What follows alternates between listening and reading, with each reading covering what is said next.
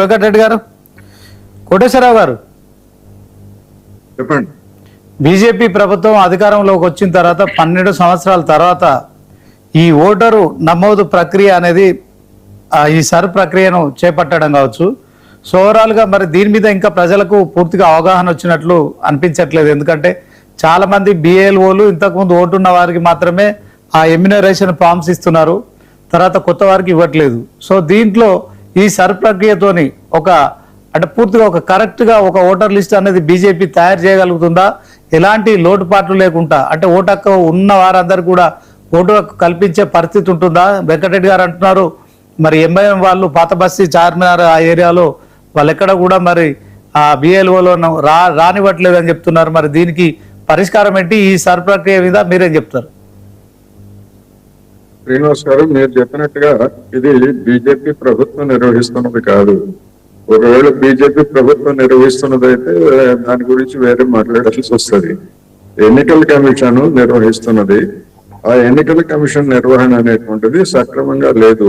మన వెంకటరెడ్డి గారు చెప్పినట్టుగా ఉదాహరణకు నేనుండేటువంటి మల్కాజ్గిరి మన ఉప్పల్ నియోజకవర్గంలో బిఎల్ఓలు వచ్చారో లేదో తెలియదు, మా అపార్ట్మెంట్ వాచ్మెన్ కి కాగితాలు ఇచ్చి మీ వాళ్ళకి ఇవ్వని చెప్పేసి వెళ్ళిపోయారు. దానిలో ఎట్లా నింపాలి, కొన్ని సందేహాలు ఉంటాయి అనేటువంటిది అపార్ట్మెంట్ లో ఉన్నటువంటి అనేక మంది నాతో సహా ఉన్నటువంటి సందేహాలు తీర్చుకోవడానికి వాళ్ళు వచ్చి ఫిజికల్ గా అందించున్నప్పుడు దానిలో చూసి ఏవి ఎట్లా ఇవ్వాలి ఏమిటని అడగటానికి అవకాశం ఉంటుంది. మరి అటువంటి అవకాశం లేకుండా కింద వాచ్మెన్ కి ఇచ్చేసి వెళ్ళిపోయారు. వాళ్ళు ఎప్పుడు వస్తారో లేకపోతే వచ్చినప్పుడు మళ్ళా దానిలో ఏదైనా సందేహాలు ఉంటే మళ్ళా ఇది ఒక విధంగా చెప్పాలంటే ఇప్పుడు బాధ్యతారహితంగా బిఎల్ఓలు వ్యవహరిస్తున్నారు. బిఎల్ఓలు ఆ విధంగా చేస్తున్నారు అనుకుంటే బీజేపీ లేదా బీఆర్ఎస్ పార్టీ, కాంగ్రెస్ పార్టీ, ఇతర పార్టీలకు చెందినటువంటి బిఎల్ఏలు ఉన్నారు. వాళ్ళు కూడా ఎవరైనా వచ్చారా అంటే ఇంతవరకు మా అపార్ట్మెంట్ లో ఉన్నటువంటి ఓనర్ల దగ్గరికి లేకపోతే అపార్ట్మెంట్ లో ఉన్నటువంటి వాసుల దగ్గరికి వచ్చి ఎట్లా చేయాలి ఏమిటనేటువంటి హెల్ప్ చేయడానికి వాళ్ళు కూడా ఎవరు రాలేదు. అందుకని బిఎల్ఓలు ఎట్లా ఉన్నారో పార్టీలేమో పైకి గొప్పగా చెప్తుంటాయి, మేము మా కార్యకర్తలకు అటువంటి ఇన్స్ట్రక్షన్ ఇచ్చాం, ఇలాంటి ఇన్స్ట్రక్షన్స్ ఇచ్చాం, వాళ్ళంతా హెల్ప్ చేస్తారు అది చేస్తారని చెప్పేసి చెప్తున్నారు. కానీ ఆచరణలో అయితే అట్లా లేదు అనేటువంటిది ఒకటి. ఎందుకు అంటే గత ఎన్నికలకు రెండు సమాచారాలు అడిగారు అందులో. ఇప్పుడున్నటువంటి పరిస్థితి గతంలో మరి ఓటర్ల జాబితా ప్రకారం ఏముంది, లేదా సర్నేమ్స్ లో కొన్ని అచ్చుతప్పులు ఉన్నాయి. ఆ అచ్చుతప్పులను మళ్ళా అదే అచ్చుతప్పులను ఇస్తే ఒకవేళ ఇంకో దానికి సంబంధించినటువంటి ఆధార పత్రాలు ఇస్తే అందులో భిన్నంగా ఉంటే మరి రిజెక్ట్ చేసేటువంటి అవకాశం ఉన్నాయి. ఇలాంటి వాటన్నిటిని బిఎల్ఓలు స్వయంగా ఓటర్లకి వాటి యొక్క అనుమానాలు తీర్చాలి, లేదా ఏదైనా సమస్యలు వస్తే ఎట్లా అనేటువంటిది చెప్పాలి.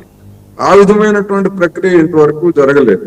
అందుకని రొటీన్ గా ఒక విధంగా చెప్పాలంటే సంపూర్ణమైనటువంటి బాధ్యతతోటి వాళ్ళు వ్యవహరించలేదు. అందుకని నా అభిప్రాయం ఏంటంటే ఒక నెల రోజులు అదనంగా గడువైనా తీసుకొని ఏం కంప్లైంట్ ఇప్పుడేమి కరెక్ట్ గా ఒక నెలలోనే చేయాలని అట్లా ఏం లేదు.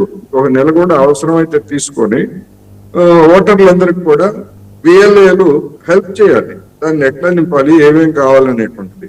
ఒకవేళ బిఎల్ఏలకు పనిభారం అనుకుంటే అదనంగా సిబ్బందిని రాష్ట్ర ప్రభుత్వాన్ని కోరొచ్చు ఎన్నికల కమిషన్.